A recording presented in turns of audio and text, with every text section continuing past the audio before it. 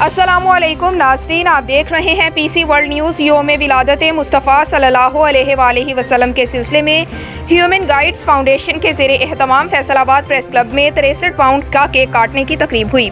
हमारे senior reporter Mirza हारून की तफसीलात के मुताबिक यौम विलादत मुस्तफ़ा के सिलसिले में ह्यूमन गाइड्स फाउंडेशन के ज़ेरे एहतमाम फैसलाबाद प्रेस क्लब में 63 पाउंड का केक काटने की तकरीब हुई, जिसमें chairman Sheikh Ejaz Ahmed, vice chairman Jamil Insari, सदर अमीन सादिक डोगर, अमजद हमीद, सहाफ़ियों और शहरियों ने बड़ी तादाद में शिरकत की।